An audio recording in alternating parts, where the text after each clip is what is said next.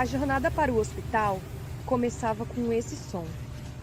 O trem de doido, como era chamado, varria os indesejados dos mais diversos cantos do Brasil e os levava para Barbacena, onde perdiam sua identidade e dignidade humana. Pessoas com família, histórias e um futuro interrompido, abandonadas pelo Estado e pela sociedade no que era para ser um hospital referência nacional em psiquiatria, mas acabou se tornando um cenário de desolação humana. O trem chegava com seus vagões lotados, pessoas em situação de rua, bêbados, prostitutas, opositores políticos, homossexuais, mulheres que não aceitavam ser submissas. 70% das pessoas que passaram pelo Colônia sequer tinham um diagnóstico de problema mental. A viagem era só de ida, mas a história não terminava no trem. Era um novo e sombrio capítulo para quem entrasse naqueles vagões abarrotados com todo o lixo que a sociedade brasileira descartou. Nesse documentário, não vamos focar só em dados estatísticos, pois as vidas que foram arruinadas e perdidas no Hospital Colônia de Barbacena já foram, por muito tempo, tratadas como apenas um número. Já ao chegarem no hospital, os pacientes eram separados por sexo, idade e características físicas. Eram obrigados a entregar todos os seus pertences, inclusive roupas e sapatos, o que levava muitos às lágrimas, principalmente as mulheres, que se sentiam extremamente constrangidas de ter de ficar nuas em público. Passavam pelo banho coletivo e os homens tinham seus cabelos raspados. Muitos pacientes chegavam sem seus documentos e eram rebatizados pelos funcionários. Seus antigos nomes eram esquecidos com o tempo. A vida normal passava a ser apenas uma vaga e distante lembrança. Após o banho, recebiam os uniformes, o famoso azulão. Uniformes esses que não eram capazes de proteger das baixíssimas temperaturas da cidade. Quando o Colônia passou a operar acima da sua capacidade normal, tornou-se comum encontrar pessoas nuas ou com apenas uma ou outra peça de roupa no corpo. Durante o dia, para suportar o clima frio de Barbacena, os pacientes faziam um círculo compacto e assim esquentavam uns aos outros. Durante a noite, vidas eram perdidas para o impiedoso e gélido clima da cidade. O Colônia era grande, fundado em 1903, fazendo parte de um grupo de instituições hospitalares edificadas na cidade, inicialmente sendo realmente um hospital. Numa região com clima de montanha, se ergueram os 16 pavilhões do Hospital Colônia de Barbacena, pois, segundo a lógica da época, esse clima auxiliava na cura psiquiátrica. Sua fama era notável, tanto que se tornou a referência de Barbacena.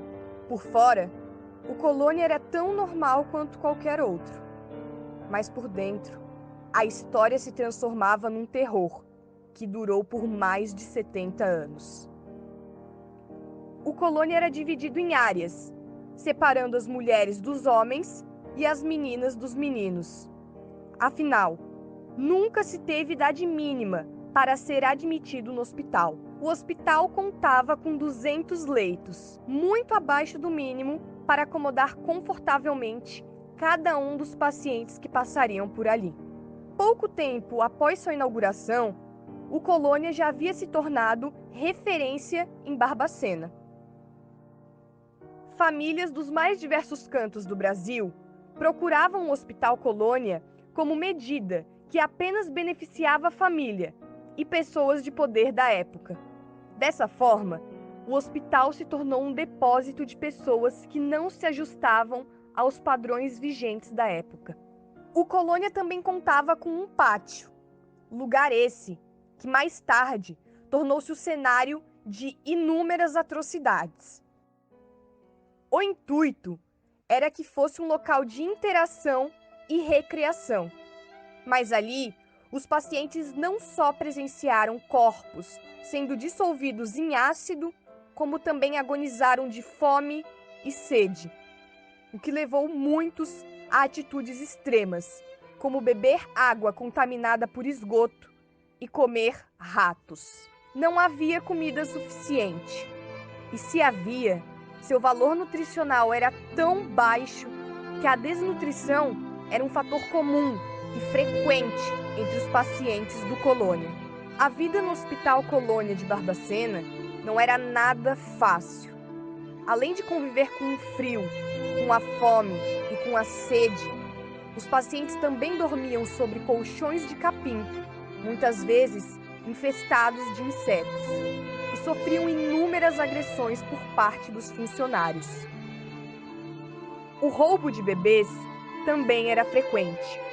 As pacientes conseguiam proteger sua gestação das agressões passando fezes na barriga, e assim nenhum funcionário as tocava.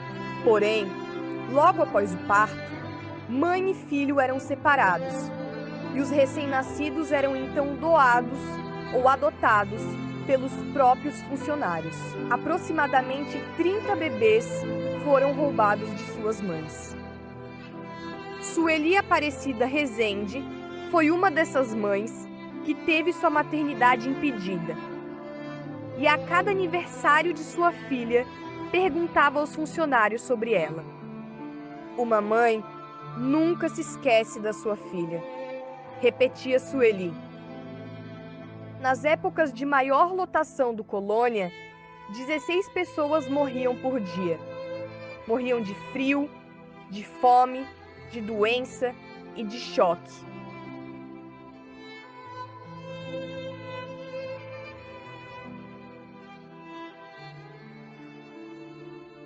Os eletrochoques eram dados sem nenhuma anestesia. Os pacientes eram amarrados aos leitos, tinham uma borracha enfiada na boca para evitar que cortassem a língua e recebiam as altas cargas elétricas direto em suas têmporas, que haviam sido molhadas com água salgada. A terapia de eletrochoque era usada indiscriminadamente. Servia inclusive como punição para a desobediência ou o mau comportamento dos pacientes. Muitas vezes, eram tantos eletrochoques e tão fortes que a energia elétrica da cidade não era suficiente para aguentar a carga, e a sobrecarga derrubava a energia de todo o município. Porém, nem após mortos, os pacientes eram tratados com dignidade. Muitos dos corpos foram vendidos às faculdades de medicina do país. E quando o mercado encolheu devido ao excesso de cadáveres, os corpos passaram a ser decompostos em ácido, no próprio pátio do hospital, para que suas ossadas fossem comercializadas. No fim, tudo era resumido a dinheiro. O lucro era mais importante do que a vida e a dignidade daquelas pessoas.